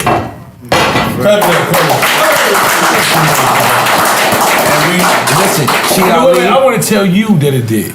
No, like it what does. what you've done for hip hop. I'm doing it. Like you continue to do it. I Like, want to. You have evolved Thank into not only one of my favorite artists of all time, but now you are like a voice, and you bringing stuff like this to the table. And I have a responsibility, Mice. And I'm sorry that I'm cutting you off because fans hate that. But I'm gonna tell you, I actually recognize my responsibility now. Like then I didn't recognize my responsibility. My responsibility meant nothing to me because I only wanted to get me up. But Drink Champs supplies people jobs. We have a show called shit feel better. On the Run Eating that we just finalized. Do not blow it up. Don't blow up who? I need to be a part of that, my bro. Good, nigga. We got you. I Nigga. need to- I'm going to the Bronx. Yeah. Give I them need chopped to be the cheese. party Give them at, chopped man. cheese in the You Bronx. know. But listen, so we just finalized, and the thing is, I can't do none of this shit if I don't have hip hop on my back. And hip hop Well, we should be got you, first. dude. Hip hop should be a religion, and not only hip hop should be a religion, but we actually have to unionize hip hop. I know I said it earlier. No, it has to happen. But for real, because just think about it, Mice. And I'm sorry that I keep using you as an example, no, but use me. But every time I think about your case, I think of like I wish I was empowered to say, let me hire Bob Kalina, let me hire a Scott Lehman, because this nigga got to get the fuck off of this case. Yeah. And the thing about us is, we only care about ourselves. We have to actually sit back, get that $25,000 check, get that $10,000 check, and just give her back $100. That's it. It's not even that Just give difficult her- to create It's not this. even difficult. And it could be profitable Give her for $100. whoever So creates it. now, when Chi Ali, something happens with Chi Ali, and Chi Ali's sitting there, and he's saying, yo, no, I ain't do that shit. You got representation, you got everything, and the thing is, you gave too much to hip hop for you not to be. I know you humble. I know who you are. I know, and you a street nigga. I know it, but you know what? Hip hop owes you. Not hip hop owes us. It owes all of us because we dedicated our whole life to this niggas been in motherfucker. this shit a long time. Like yo. this is way And yo, not to cut It's you way off, worse than but- gangsters. Go But ahead. I want to, just not just congratulate my bro, but just to see the grind starting to pay off, and it's just a positive lane. It's beautiful. It's dope. And Right. when you getting money and it's on some positive shit, Yep. like that's the best. Like It's when you, super like you the said, best. when you helping niggas, you helping motherfuckers kids eat. That's That's dope, right. nigga. That's official. That's official. That's some shit you brag about, nigga. That's what you brag about. Yeah, fuck what I got. Like I had nigga. my son in first class. Fuck what I got. It was nigga. My hard. two man's family is good because of me, nigga. That's dope. That's what it's you know what I'm about for- saying? That's always what it's And- about for me. And that's what we gotta do. So what we gotta do in hip hop is one, continue to big each other up. Like I told you, my meeting with Leo Combs. He sat down with me and me and I meetings at the Polo Lounge. I lived out Drake lyrics. He gotta relax. Make some noise for me, goddamn. Really. But Leo sat to me and he said, "Why does this work?" And I said, "What?" Right? Ali, That's he how you said, told you, "Why does this work?" And I said, "I don't know." He said, "You know why this works? Because hip hop has never been celebrated."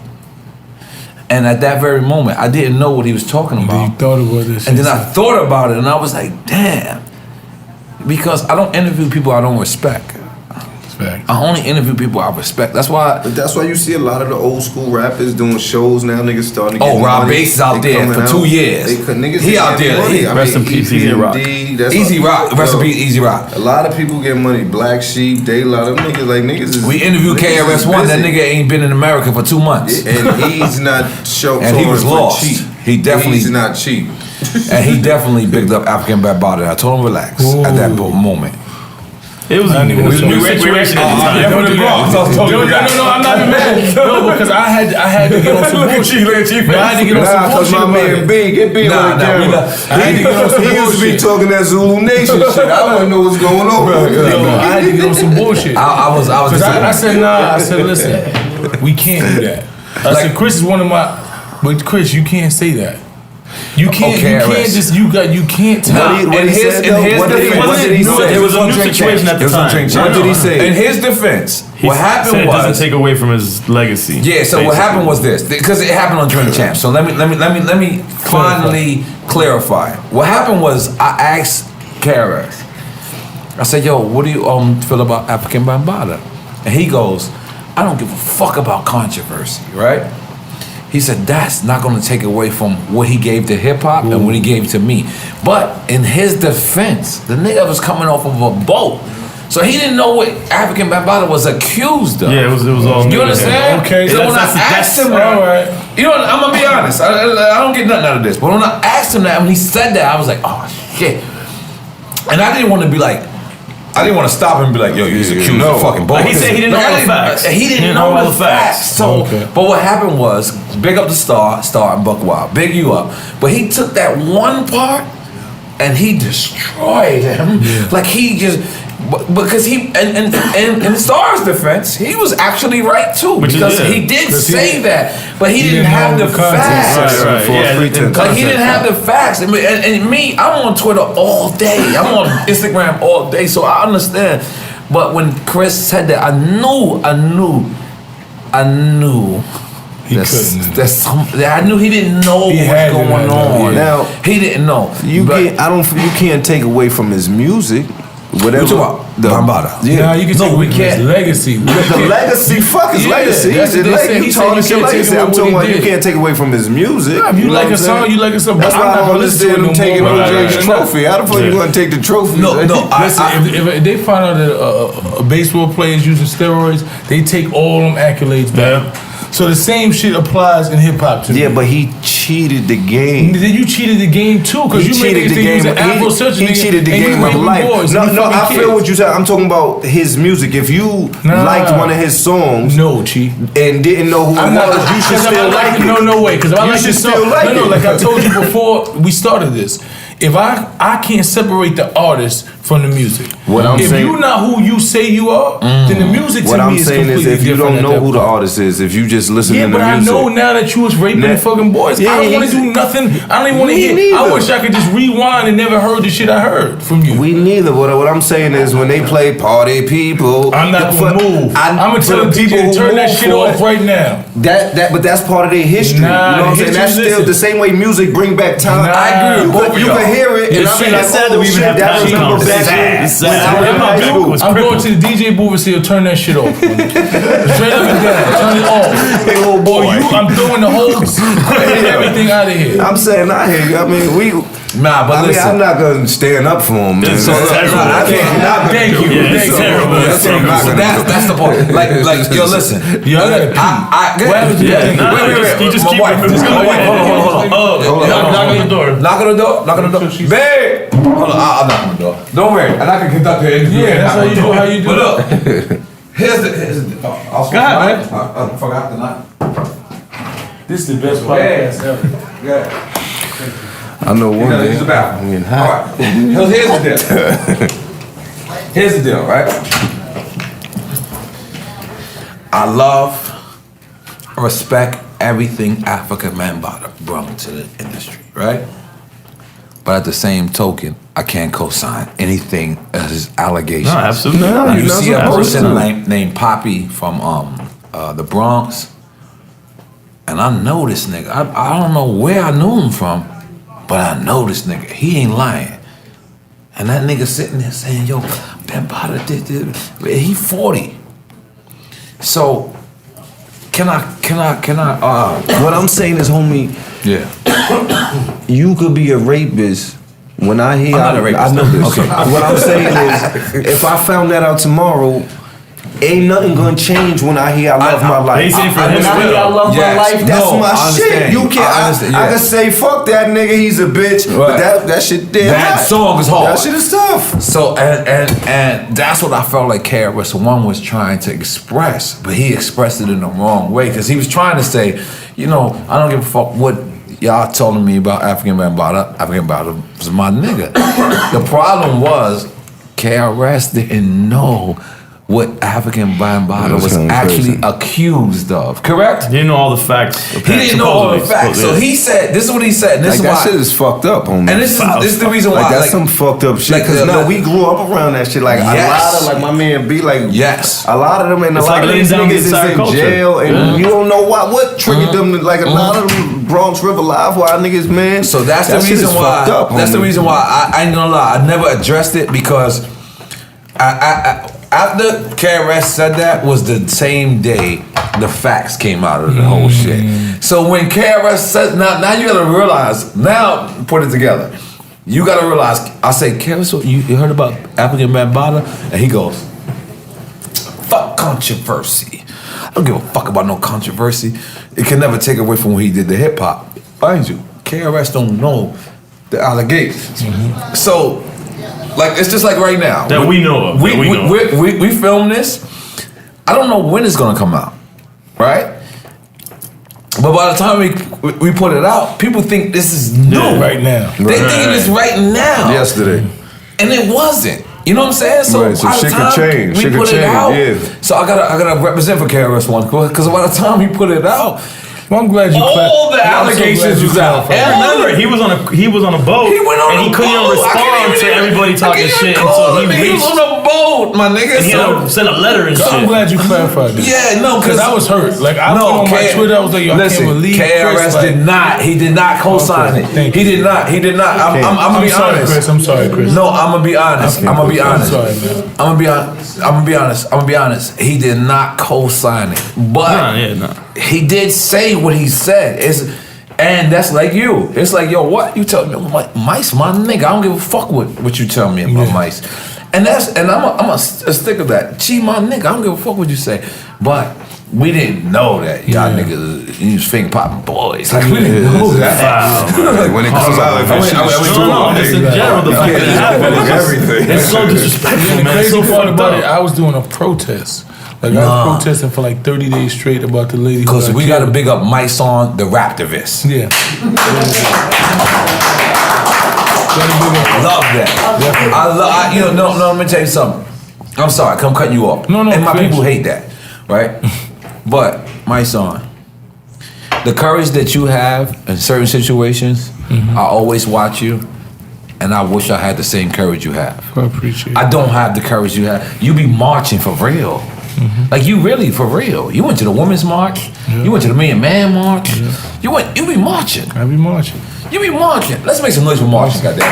The Pringles. We got Pringles? We got Pringles? Over there. Yeah, But- you had to try okay, to bring it. okay. But listen, so I was doing a protest. They killed a 66-year-old woman. The police shot her 2 times in the abdomen. They said she had a batch. Mentally ill woman. They walked in the house, 4 of them. And they couldn't do nothing else but shoot her. They said she had 2 a times. bat? A bat. Shot her for 2 times for having a bat, saying she was a threat to their life. And this is the Bronx? This is in the Bronx. Okay. So I did a 40-day protest where I was outside the precinct every day.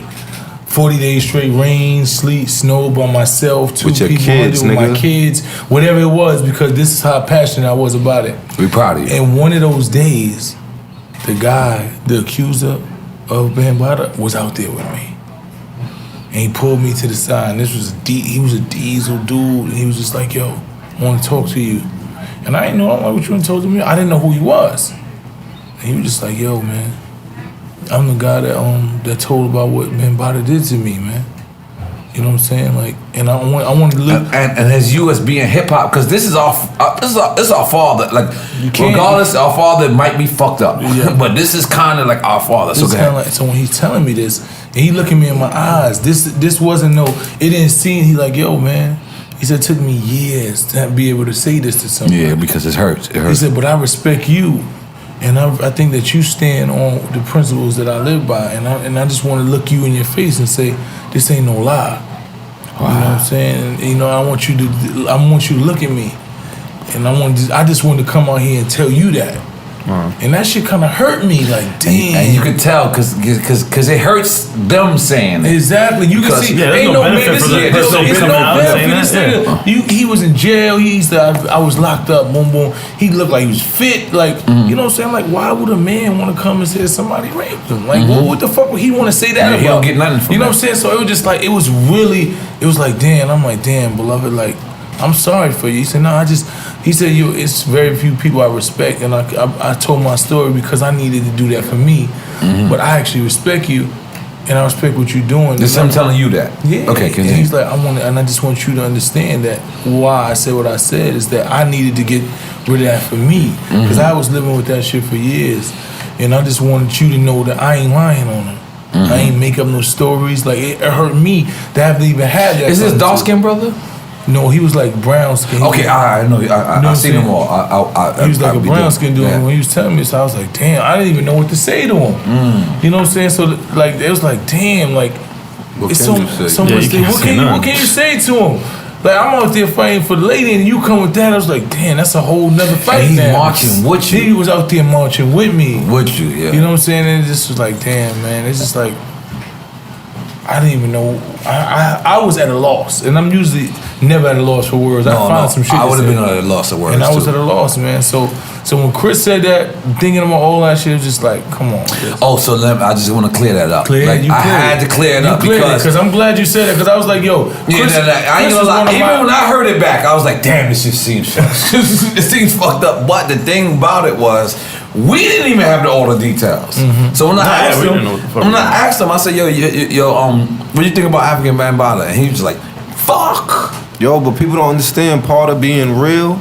Yeah. Is sometimes you got to be wrong. Separate the two. You know what I'm saying? Sometimes you might have to tell your man he wrong, or sometimes you might have to cross that street, man. Yep. If you real, you know what I'm saying? Yep. And that's what happened. But that's life, you know. Forks in the roads come, man. Because at the time we interviewed KRS-One, it was just a rumor. So none of us knew the facts, right or wrong. No, we didn't. And look, and EFN, I'm gonna be honest. The whole time I brought up African Bambaataa, this thing is really hip hop. He was like this.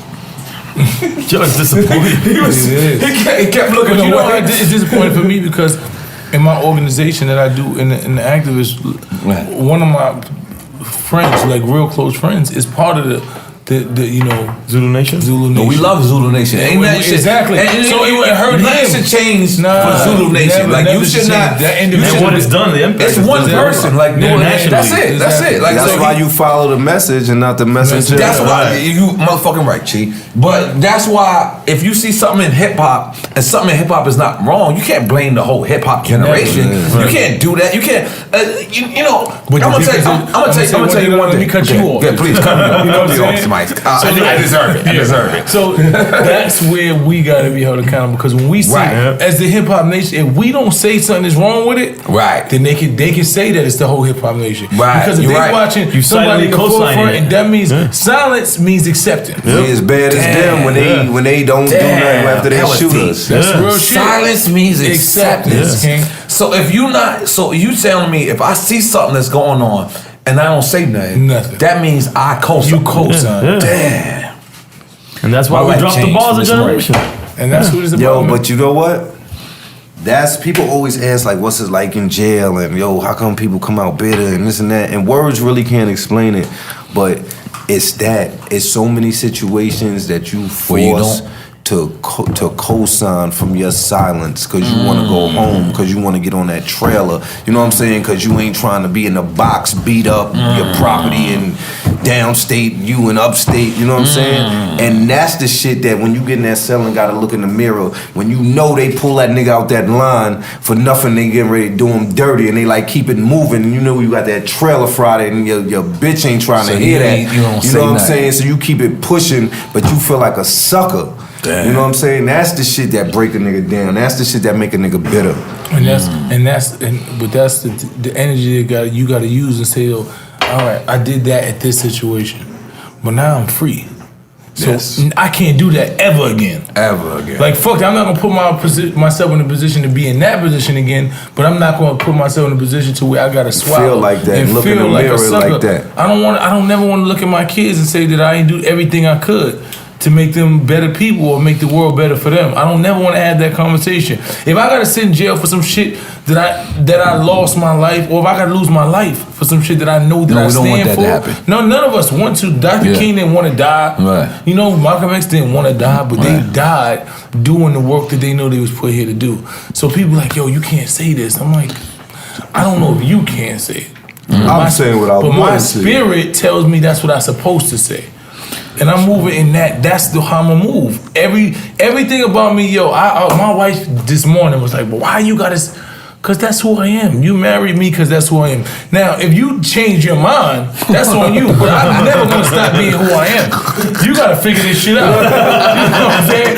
I'm not gonna stop. So you gotta figure out who you are, and that is the balance and the challenge that you got to be with being who you are. Like, you know who you are. Level spelled backwards is level. You got to balance it. That's it. You got to balance it. And, you know, listen, Chi Ali, I'm going to be honest, brother. We really appreciate you in hip-hop. Yo. You was down with Native Tongue, right? Chris, I was the first nigga Chris son. The native son of the native tongue. You just interviewed the Beatnuts. And what's up with Juju, man? Me and Les always took Juju MIA. What the fuck? I think he's sniffing a lot of coke. It's fantastic. He was there. That's what he was. I ain't gonna lie. I noticed sniffing coke symptoms. I felt like where's he at? The way he live? He live in Canada or something. They was just with us on yesterday. But where is Juju? Like, he was there. Did he say last week too? He sniffed them out. They Corona niggas. They from my town. I'm lying. I've never seen anything that I ever said. Heard you. It's a lie. It's a lie. But I for podcast purposes, we gotta hype it up. Add some shit. Yo, Pone, I hate that. Drunk facts. Hey, yo, but I was the first nigga Chris signed, me and Fat Joe. Yes. Yeah, man. Violator. You originated Violator Records. Records. Oh, you didn't originate Violator Management. Records. Wow. First nigga Violator Records. First nigga. Yeah. You. Before Def Jam, was that Relativity? And then, I ain't gonna lie, outside we was talking and you called him Baby Chris. No, that was you who called him Baby Chris. That's Baby Chris. Nigga called him Baby Chris. Baby Chris. Baby Chris. What's that, Barbara? Barbara, yeah. That's Has people. You got barbers? Yeah. You gotta relax. Come over here. But Violator. So describe us, Chris Lighty, in the 80s. I mean, Chris in the 80s, you gotta remember I was young. I'm like 11, 12, 13 when I met him. So he was running around with the Jungle Brothers, running around with KRS. These is niggas, you know, I come home from school, I'm doing my homework, watching Rap City. So these, you know, and then I'm a Bronx nigga, so like KRS-One, like he was everything to me. KRS? And KRS, I'm from the Queens, Jungle and Brothers. KRS was everything to me. KRS, the Jungle Brothers, and like when I and met he got the Chris, most disrespectful record Chris ever. just, yeah. You got the teacher with the most disrespectful. He got the most. Let me tell you something. I listened to the Bridges Over the other day. I wanted to shoot myself and big myself. Yeah, you don't know what to do. I was like, because that's KRS, man. Well, so I grew up to them, and Chris brought me around them. But how did you meet Chris? Through Latifah. Latifah was living in Co-op. Come on, he just threw it out there. The average nigga don't got Latifah. You can just say Latifah. Like, now they all was in the Bronx because Allison and Kika, her dancers lived in Co-op. And it was like a summer live. Co-op City. Yeah, in the Bronx. Okay. So I'm from You know why I know Co-op City? Because y'all the only other hood that got terraces. And we got left rack got terraces. So I always said the Co-op City was my niggas. So like, them niggas got terraces. Summer though, she was living with her dancers that summer. Everybody was coming. Like her dancers was bad. You know, I didn't know it then. I was young, but they was she probably was getting around a little. You know, no, but not every like special ed, EPMD, the jungle. Everybody. Wait. Time out. Everybody was coming through. History, look. He tried to just walk past He tried to walk past that history like that. You gotta relax, Chi Ali.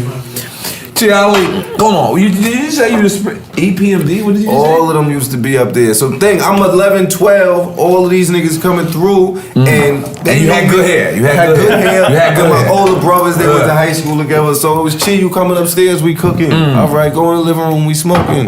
That type shit. So I used to just be around and want to touch Moni Love butt. I had to crush on Moni back in the day. Shout out to Moni. Pick up Moni Love. Moni in the Everybody middle. had a crush on Moni in the middle. Moni was. She's and then still she had looking this good silly too. accent. She's still looking good too. Right, yeah, my baby.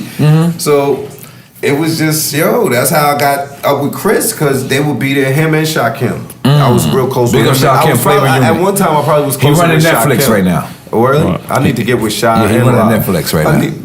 Shy live. Yeah. We gotta do the Chi Ali story. Life preserver. No, we gotta do the Chi Ali story. We gotta do it. We gotta do it. Gotta Get do off it. these streets. We gotta do it. But and from that, me and Chris just developed a relationship, just running around. Like, they was girls, so a lot of times he'd be like, you coming with me? When he'd be over there, yo, I'm going over here. I'd be like, all right. And then did a show with the Jungle Brothers at the Apollo. This nigga just falsing on us. Did you see his history? He just hit us with mad history. You can't quick. I was like, that's what I'm doing. But you look at his history. But the crazy, I'm glad I started young because I'm not as old as I feel like I should be. You know what I'm saying? Like, I feel like most of them niggas is closer to 50. Yes. And I'm 40. So. You 40? Yeah, I'm 40. I'll be 40 this year. I'll be 41 in a few days. Oh, you 1 year older than me. I'm 11 days younger than Mice, though. I'm only 25. That's what's important. I'm definitely 27. I'm definitely 27. I'm definitely 27, Mike. I'm sorry. You're right. I'm definitely 27. I know I'm younger. He older than everybody. Listen, this nigga bugging. I'm 25 years old. Listen, let me tell y'all something. So how did you meet Black Sheep, Dress and Black Sheep? How did you? Through Chris. At the time, I think when I signed, Chris was managing them. I think he had helped him get the deal at Polygram. So Polygram, that label ain't even around no more. Yeah, Look at that. It was Mercury, Polygram. Yeah. All the Universe, I think, own everything. You've been getting the money for a long time. Go ahead, continue. A long time we've been in this shit. So fucking what's the question again? How did you meet Dress? Oh yeah, so just being in the studio, we used to be at Calliope. I was recording. I had just started recording while they was recording. They was finishing up their album, and Chris basically had told Drez, like, I was a kid. I was 11, 12. Like, had told Drez. You was the first Bow Wow. Chris was the boss. Like Bow Wow. I feel like Bow Wow owe you publishing. Yeah, I feel like Bow Wow owe you publishing. I'm calling Bow Wow tomorrow. He owe you publishing. Continue. So Chris told Drez, basically was like, yo, y'all gotta help with the project. Chris was the executive producer. He more or less was calling the shots. And then me and Drez just took to each other because everybody was like, oh my God, y'all look like brothers. Yeah, you both got good hair. I think it's good hair. We look so much alike. When I met his mom, she was like, damn, y'all look alike. Even his mom said that? This was years ago. But, I mean, we like family now, you know what I mean? But, and then we just started hanging out. Like, Drez just took me under the wing. Yeah. It's a beautiful thing. Yo, Chi Ali, I'm going to be honest with you. In case you never knew how much hip-hop appreciates you, how much hip-hop owes you, how much hip-hop wants to big you up. But you too, homie, and Capone, like, yo, on some real shit, like, I'm gonna holler at my man, I'm trying to get y'all at the Howard Theater in D.C. We got you. But like, yo, y'all got one of my favorite rap groups, got one of the best rap albums, especially by a group, like, and I already told you that I love my life. Look. Certain songs, I'm gonna be honest. Time and shit, since we y'all being honest. Let's cry. They said, Chi Ali's on the run. And everywhere I was going, I was like, Chi, you here. He had dreads, he had all the nigga Chi was about. I ain't gonna front. I was with dreads one night. He had a Jamaican hat on. I was in Sing Sing, and this thing used to write me letters like, yo, I was just at the show, man. But I'm like, yo, this thing is crazy. He's on the run. He on the run. And then I heard the interview y'all did. And I'm like, Chi. But how long you was on the run, Chi?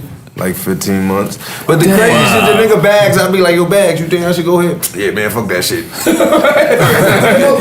big up your money bags. Let's big up your money bags. Let's crack niggas to the heart. Yo, but Chi Ali, Mysonne,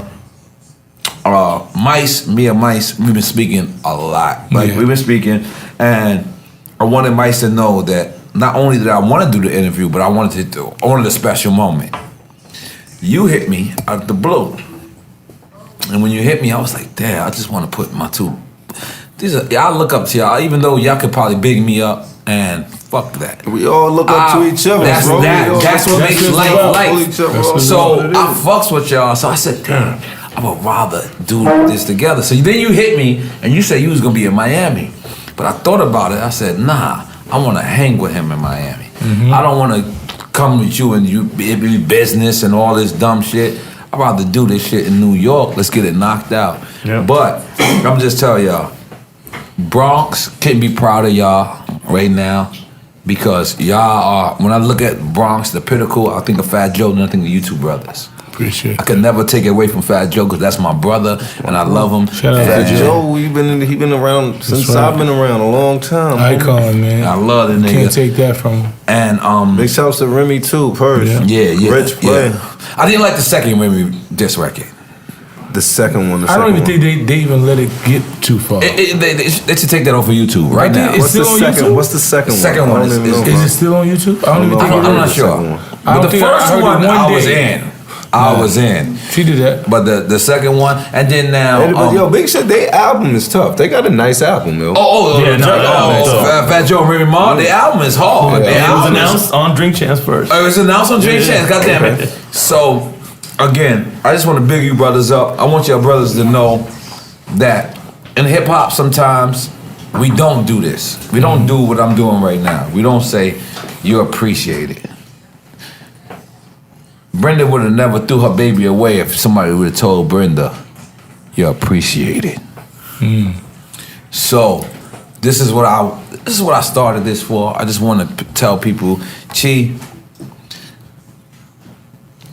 your stories is one of the realest stories in hip hop. Both of you brothers' stories is one of the most realest stories in hip hop. But when I looked at that live TV interview and I watched you and I looked at your mannerisms, I looked at it, I said, that is an aura that should be represented. Because you didn't big it up, you didn't glorify it, you just said, this is what I did and I'm not proud of it. And that right there should be the pinnacle of how we teach our youth. Facts. What you did, and I know probably, I love Troy Ave, but Troy probably could look at this and say, N.O.R.E, why'd you let this? No, that's not what we did. We are just letting people speak their truths. Your version of the truth was so crazy. Every real nigga in the world sat back and said, that's how you're supposed to do it. Me, I don't have the courage to do that. I don't have the courage to sometimes call somebody on their bullshit. But you did, and I'm not saying his shit is bullshit.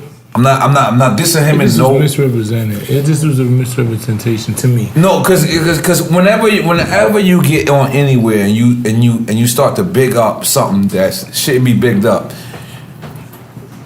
that should be shut down immediately, because we have responsibilities. That's right. As adults, and I don't give a fuck if you don't want to be a role model.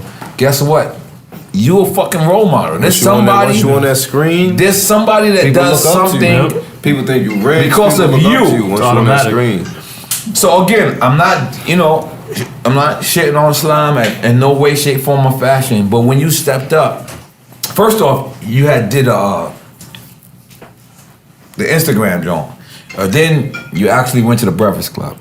And when you went to the Breakfast Club, you explained yourself so accurately. You explained yourself so articulately that I sat back and I was like, damn, nice. And I was going to call you. But I said, you know what? Let me let everybody else call. And I'm going to call him later, because I know he knows I appreciate what he's doing. And so for us to be right here, right now, there's nothing more that I want to do. Like, I got this platform. So what?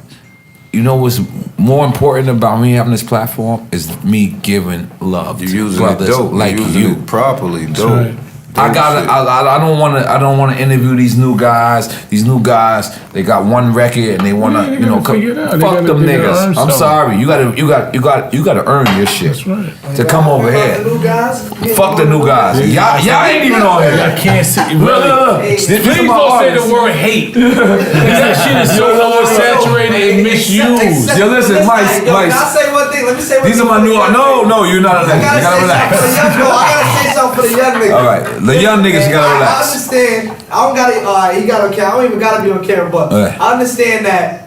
It's not the what y'all say real hip hop or the original hip hop. No, that's not. We never said that. We never said that. It's all hip hop. We never said that. I'm saying overall because they be saying, people be saying. No, niggas never said that. I believe a lot of people do that. Right. I feel like this shit saving their lives to a certain extent. So like niggas getting out there getting like.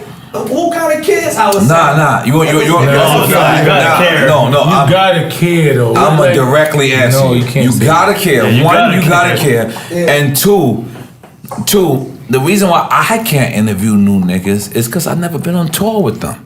I never have a relationship. I never.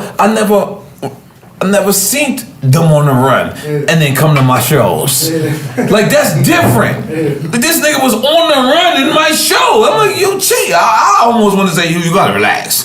But he came, and he came with E-money bags. That's history. That's real shit. Am I saying the new niggas can't build their history? Of course they can.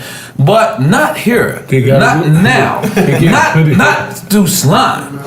But the more you come up, I'ma watch it. Because the one thing for sure, two things for certain, I gotta respect creativity. Creativity, I don't give a fuck even if you don't like it. I'm gonna respect creativity. You're expressing yourself. Cause it's expression. Differently. That's people gotta earn shit too. But people gotta earn it. So the thing is with me is I actually had a manager. That nigga that he's talking about, when he say Chris, I actually had a manager that actually cared about my creativity and he actually cared about my financial. That doesn't exist no more. Facts. These niggas don't give a fuck about you. These niggas gonna come, they're gonna say, all right, cool, you got a good record, you bad and bougie, and that's it. So what I'm trying to say is I wanna big up the people who survived the era that I survived. That survived the fucking shit. And it ain't about financial. It ain't cause you can survive and you can still be down. I wanna respect the people that went through what I went through and more. And they stood there like a man because it's so terrible. This business is horrible. It's so horrible. I'm gonna tell you, I'm gonna laugh, I'm gonna smile for you, but as soon as the camera go off, this shit is not that way. So when I smile, when the camera's off, that's genuine. But you ever seen Kanye? You ever seen him? He be like, then he see the camera on him, be like, you know what that is? That's pain. It's pain because he been fronting so long. I'm not saying front like in a bad way. Oh, look, is chain work again? You can't wear your jewelry in Queens no more, City Boy D. They try to snatch him. They whipped him out. They whipped him out. But they try to snatch your chain. I come to Queens anytime, all the jewelry. All jewelry? All right, cool. No problem. All right, you gotta relax. Yesterday it was rough for you. No problem. Let's make some noise with City Boy D. But listen. Got it shine though. No, he got his shit. Yeah. Oh, we gonna kill him. Heard that, nigga. Whoever, I walked over there, but my Bronx nigga, Mike Booth, he never put me in a headlock. He put me in a headlock yesterday. He was like, everybody, you the only one that can't swing. I'm like, all right, but listen, hip hop deserves to continue to celebrate hip hop.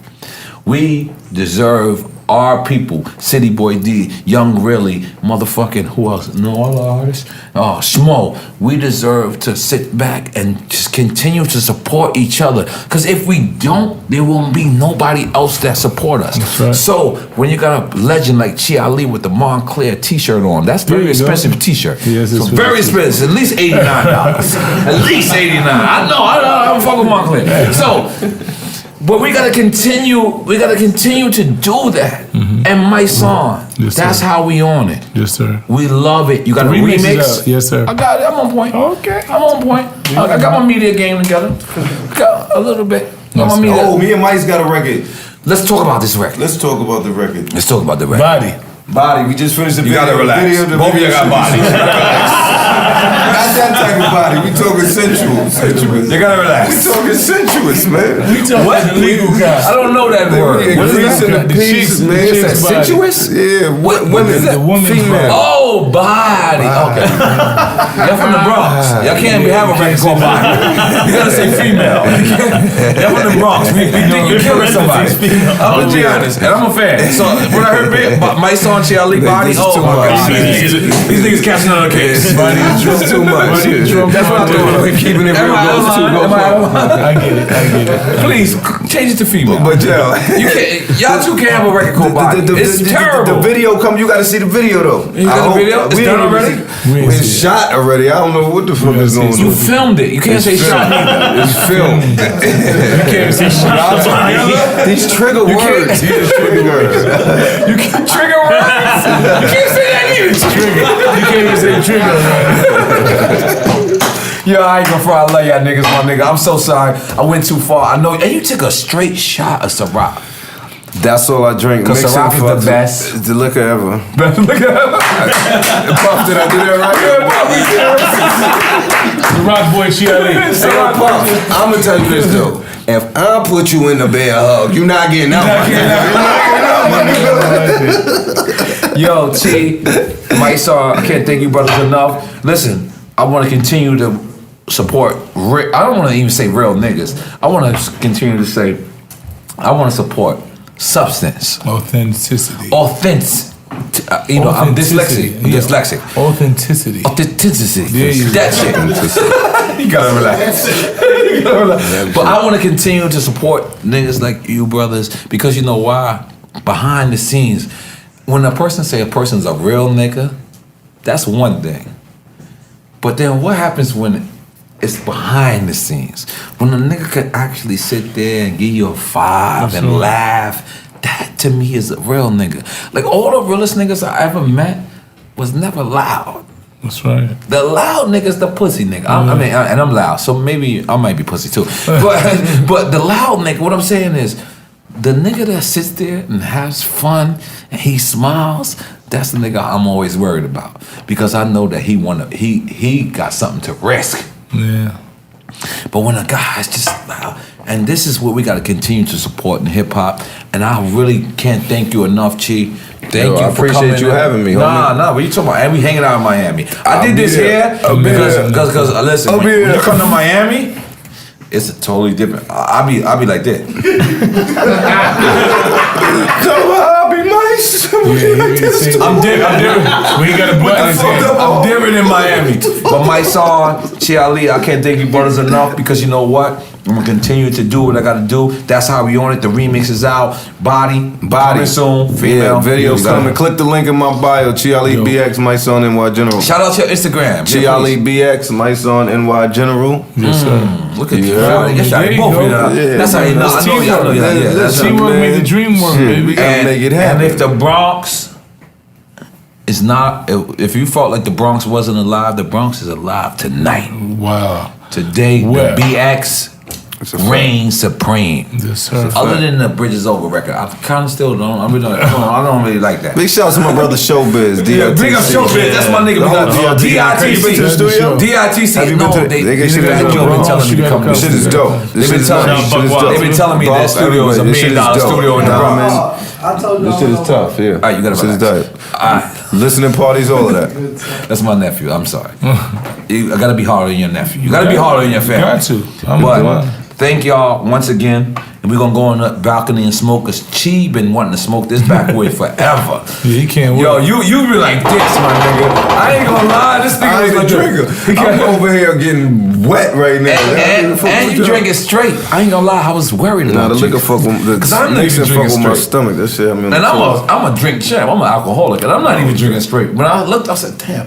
But I wanted you to get drunk, cause that's that's my whole thing. But at the same token, as a friend, I was worried about you. You good? I'm here. Let's do it. I'm not drunk. Drink champ!